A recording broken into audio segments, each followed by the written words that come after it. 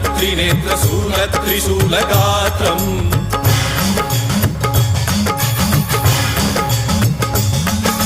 सत्यप्रभाव दिव्यप्रकाश मन्त्रस्वरूपमात्रम्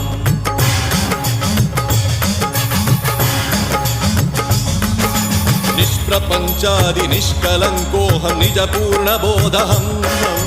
प्रत्यगात्माहं नित्यब्रह्मोऽहं स्वप्रकाशोऽहं हं हम्